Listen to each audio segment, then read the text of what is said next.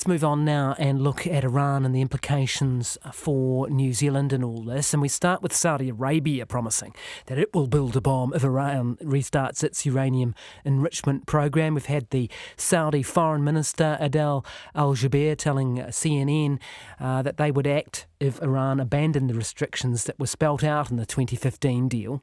We will do whatever it takes to protect our people. We have made it very clear that if Iran acquires a nuclear capability, we will do everything we can to do the same. And I assume that means you will acquire a nuclear capability yourself. That's what we mean. And Trump says there'll be serious consequences for Iran if they do start their program. We have terminated a terrible, terrible deal that should have never, ever been made. And we will be putting on among the strongest sanctions that we've ever put on a country. And they're going into effect very shortly. They're mostly constituted and drawn already. And we'll just have to see what happens.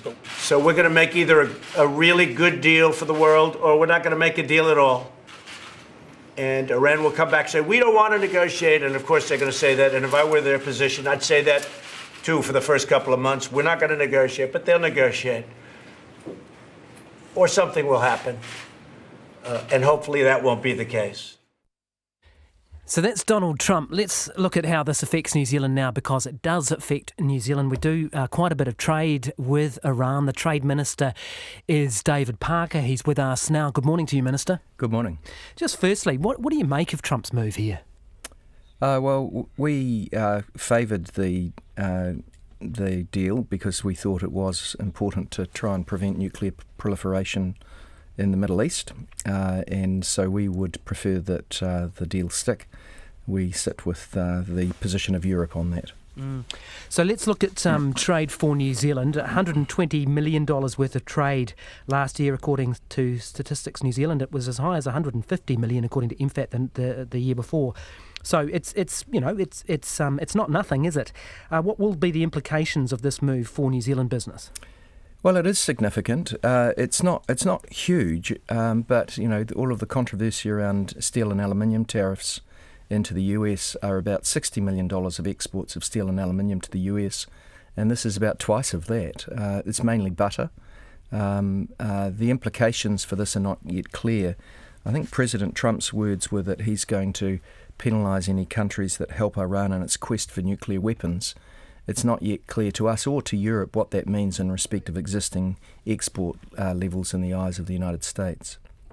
Because we did lift the restrictions, didn't we? I'm just looking at MFAT's advice on doing business with Iran, and it says that the moves that were done under the Obama administration, and indeed New Zealand, when we were on the Security Council presiding in that role, passed this resolution which gave effect to that, and that lifted these sanctions, and that meant that the requirement to register with MFAT before doing business with Iran was removed, and so this was all opened up. There was a lot of optimism, wasn't there, about increasing trade with Iran.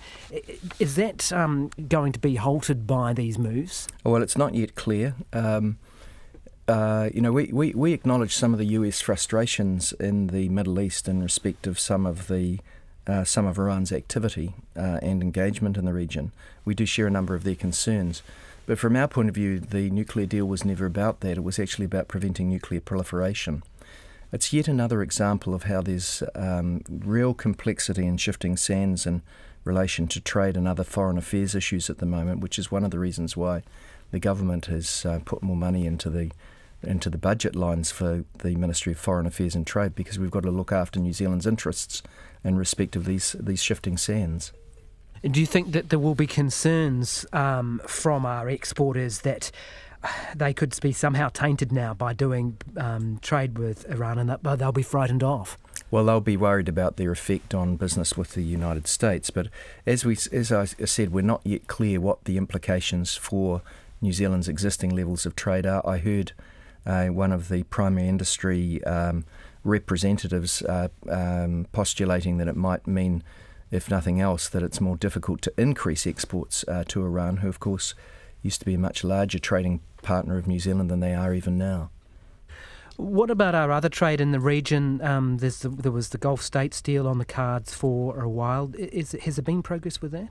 No, that's blocked on the Arab side of the the Gulf Cooperation Council because of a dispute between Qatar and the other members of the Gulf Cooperation Council.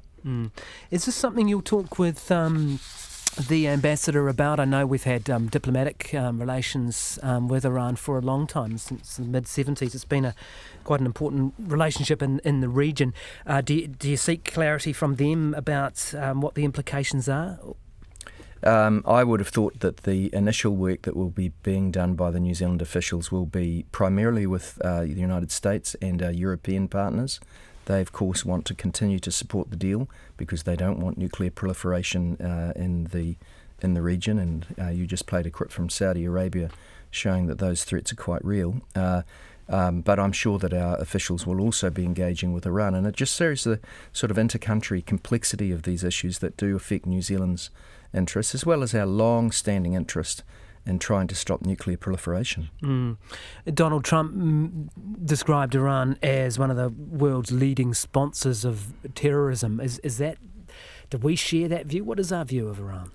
Well, you better to ask those questions of the Minister of Foreign Affairs. My responsibilities go to trade. I would say in general that we don't comment so much on US domestic policy.